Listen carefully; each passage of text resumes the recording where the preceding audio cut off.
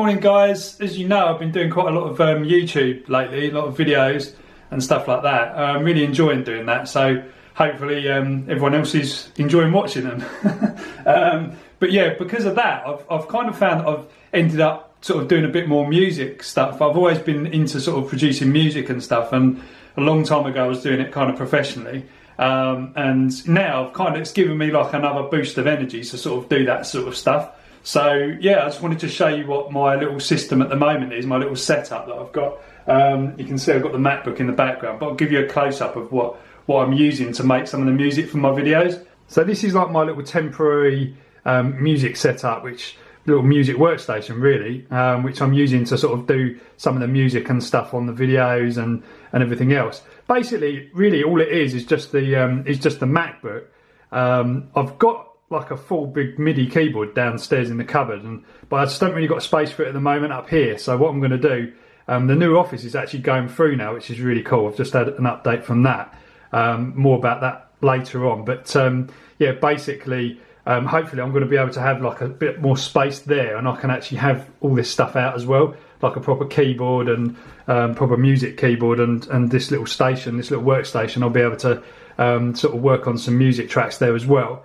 As I say, mainly it's for the YouTube videos, because I've not really done music production for quite a long time, so it's quite cool just to make the music rather than use other people's or use some sort of royalty-free music, which doesn't really always kind of like go with what you're trying to do. But anyway, yeah, so the MacBook Pro there, I've got this running Logic Pro X. I've always used Logic in the past, and it's been really good for me. I've really kind of got to grips with it. So this new version, it's quite different. It looks like GarageBand quite a lot. It's very similar, I think, because before I was using Logic, it wasn't anything to do with Apple. So I think now Apple owns that. I think they do. I think I've actually seen the Apple logo on there somewhere. Yeah, so I think Apple's basically like kind of acquired that a long time ago.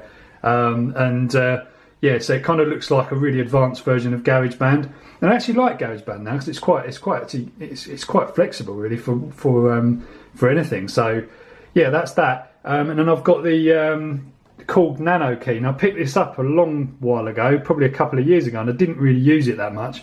And what it basically is, just like a very, very small, low-profile keyboard, because you can actually use the keys on the keyboard for music. So, like if you're out and about, you can actually knock up a tune without actually, having anything else other than the MacBook, which is quite good. But this Nano Key is quite good because it kind of takes that to the next level. You get like touch responsive keys, hardly hit them, and the louder the sound is. And then it just gives you, it feels like a keyboard. So, if you can actually sort of play the piano, it's a lot nicer than using the keys on the keyboard.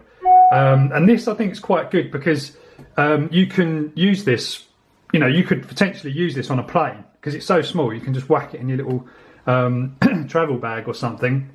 And I think, I'm going to do that when I go, when I sort of go out and about.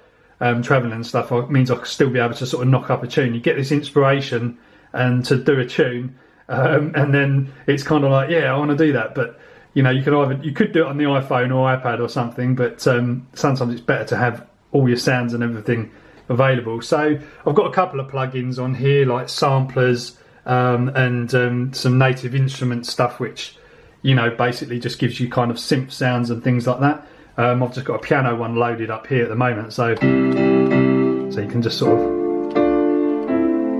see it's really good. The keyboard itself, you can actually use two hands on it. You get quite a bit of range on there. You can hear my emails coming through in the background on this. And then other than that, I've just got my Bose speakers, which they're not really studio speakers, but actually sometimes it's better to monitor on speakers that your music's actually probably going to be played on ultimately in the end. I've had like kind of proper studio monitors, which I may get again because they do give you kind of like a neutral sound. You can actually hear all of the sort of, you hear something that's unbiased. These Bose speakers actually tend to be pretty bassy. So it's kind of like, you've got to watch it when you when you're doing your music, because sometimes the bass won't be able to be heard if you play it on a normal stereo. So, you know, they do enhance that a bit. And it also depends on where you put these speakers against the wall and everything else. Right here, it's probably not ideal. So I kind of mix between headphones and these kind of Bose speakers that I've got at the moment, and that's what I'm using. It'll probably end up, you know, getting some other bits to make it a little bit easier. So I don't know if any of my other sort of regular subscribers are into music. It'd be quite interesting to know in the comments if you've done any music production as well. Sometimes all these things kind of go hand in hand. So we kind of like have the same. I found a lot of people I speak to have the same interests, like music, a bit of kind of some people playing bands and stuff like that, and then obviously all the other technology stuff that I talk about. So it's quite interesting to know what other people are doing. So I mentioned about the office as well. The office is going through at the moment. I need to speak to the estate agent today to find out what's happening, when we can sort of get in there. So yeah, that's really cool. That's really exciting. I'm gonna have to sort out a load of furniture now. You know, there's nothing in there at all. They're going to clean it out, make it look nice and sharp. So it'll be really good for the YouTube videos and stuff. The other thing, got a comment on the about the what's in the box video. Well done, that was correct. It is an e-bike. In fact, it's something I'm testing out from China. And actually the rest of the parts, I've only got the frame at the moment, so the rest of the parts are actually on their way here now. Now they say they're supposed to arrive today, but according to the FedEx tracking, it says they're in Germany still, so I don't think it's going to happen today. But yeah, that's the rest of it. I'm just waiting for the rest of the parts, and then we can just put the whole thing together, and then that can be quite interesting to sort of show and test and everything else. Maybe there's something we can do with that, because this is quite an interesting supplier. They're based in China, and they make these bikes, and they are pretty crazy, to be honest. They look like they're going to do like 50 mile an hour or something. So it's going to be really interesting to see what happens with that. Hopefully won't hurt myself too much, but anyway, I'll keep you posted on that. So whilst we're on the topic of sound, I'm out walking the dogs, by the way. I noticed that the camera that I've got, the G5X, Canon G5X, you know, it's got microphones that are mounted on the top of the actual sort of main camera, and I've noticed there's a bit of wind noise and stuff that was happening. So I looked online and I found this thing called a micro muff. It's quite a funny name, but it's called a micro muff. But they're like little fluffy kind of mic pop filter type things that go over the top of the mics. So I'm out and about today, obviously, and it's pretty windy. I don't know if you can see, but it's quite windy. So I wonder if what the wind noise is actually like. It'd be interesting when I get back and play it back, see what it's like.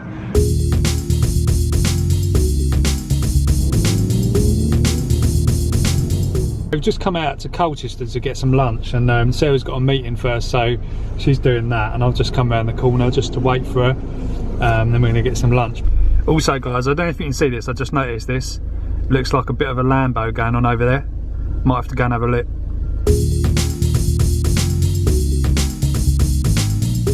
I really like that paint job. I don't know if that paint job is a colour, or is it actually a paint job, or is it like a film? I don't know if anyone knows. Just check the tracking on the rest of the e-bike bits. Looks like it's getting closer, guys. Only trouble is now I'm out, so I don't know what's going to happen. If they try and deliver it today, literally like it's 3 pieces, and like, what does it say? Somewhere on it before it said like how many kilos it was, like 30 kilos or something. So my neighbours are going to be really happy if that ends up turning up there.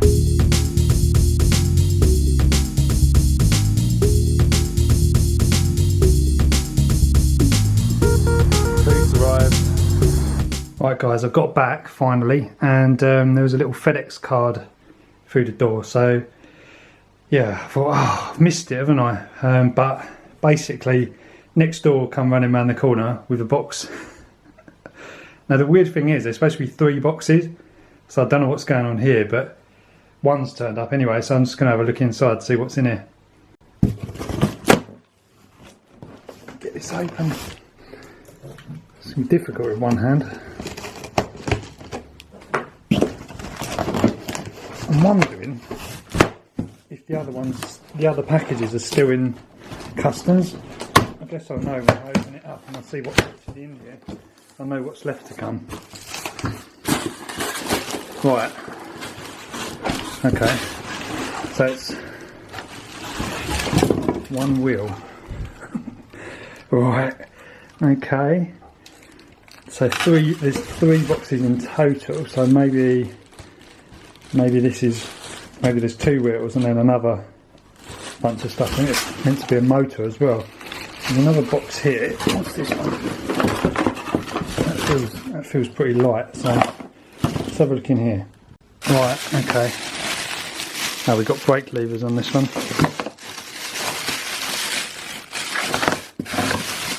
E-brake levers, because they have like a little connector on rather than a cable. You can put the cables in as well, I think. Anyway, it's starting to come together, so just need to find out where these other packages are. Once I can find out where they are, then you know, I can look at sort of working out when we can actually sort of build the thing. So that's pretty cool.